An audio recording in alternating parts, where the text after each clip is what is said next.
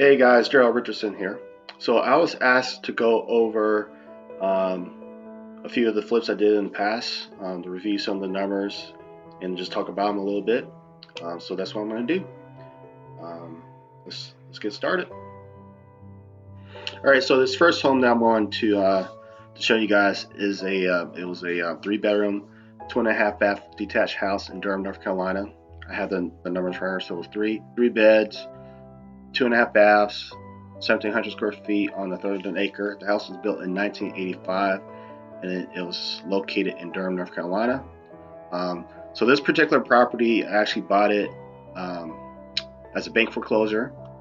It was actually on MLS. It was on MLS for several days.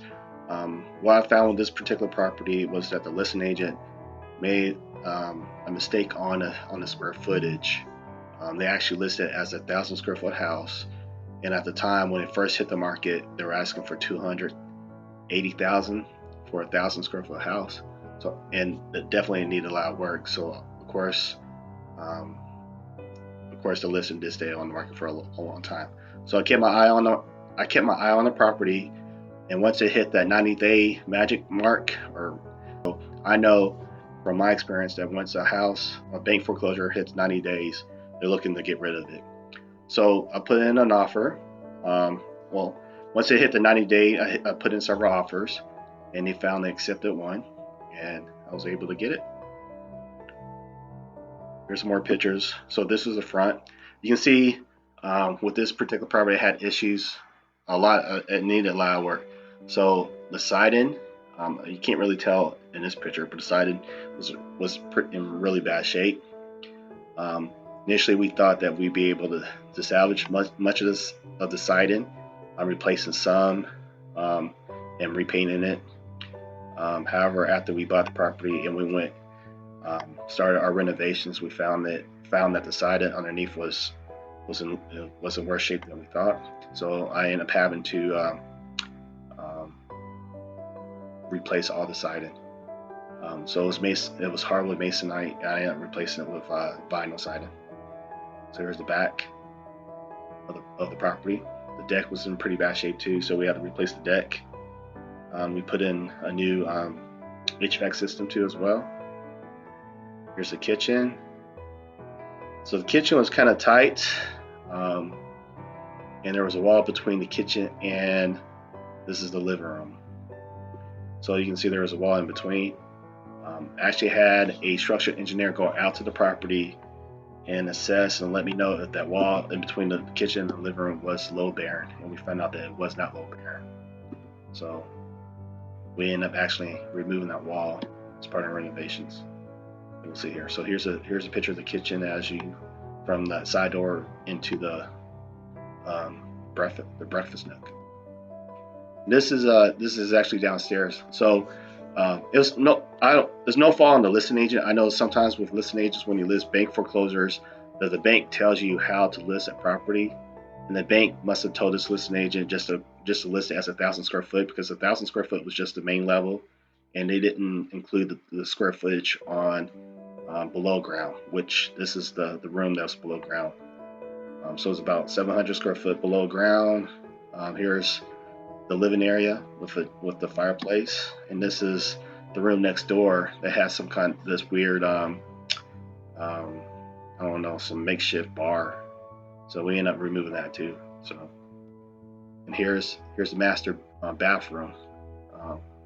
So it was in pretty bad shape too as well. All right, and so this is what it looked like after our renovations. Like I said, we replaced the siding, new vinyl, rebuilt the porch, new roof. Here's the back. We redid the deck.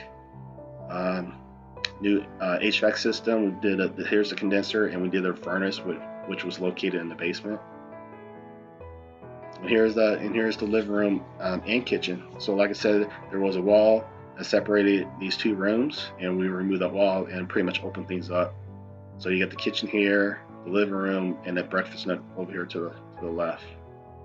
And we put in new LVP floors, luxury vinyl plank floors, new cabinets, new granite countertops, new appliances, stainless steel appliances, paint, Removed the popcorn ceiling, put new light fixtures, new plumbing fixtures, put some backsplash here too. So it came out really nice. I even had it staged for the listing too. Let's close up with the kitchen. We also added this island too. New doors, put new doors too as well. And here's the picture of the living room. Here's the front door. As you walk into the living room facing the kitchen and the back of the house. So pretty much everything on the main level was opened up. And here's what it looked like downstairs. Downstairs we used the same luxury vinyl plank floors. We paint the fireplace white, the brick around the fireplace white. New paint. We even you really couldn't see in the before picture, but there was some water that was getting into this area from the wall. So what we had to do on the outside was dig out the dirt and waterproof that side of the house to keep water from seeping inside the house. We also had to redo the drywall too. So we redid the drywall, waterproofed the outside, put new drywall, new paint. So it came out pretty nice. And here's the other room. Like I said, there was that makeshift bar that was here. We had that removed, new floors, paint, and such. And here's the same bathroom. So this is the same master bathroom. Removed the tub, we put a shower in, new vanity, sink, and toilet, paint, and such. So it came out really well. This project. And here are the numbers. So the purchase price was, we bought it again. It was a bank foreclosure. Originally listed for 200 or 280, I want to say. It was on the market for about 90 days when they start dropping the price. And I put an offer in for 135, and they accepted it. So I bought it at 135. I used a hard money loan for the purchase. So with this particular hard money, they require 15% down, and with this hard money, you see here, I put a loan fee of $10,836. So that's actually pretty high for hard money loans. And the reason why it's high is that this particular hard money lender required me to pay 6 months of the monthly fees up front at closing. So that's why it was kind of high. The good thing with this is that they don't charge any other service fee. So it was just the points and the 6 months of monthly payments as part of the loan fees.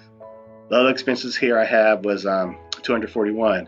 And the reason why that's so low is that because of the time of year, the seller had for that time of year, the seller's taxes wasn't paid yet.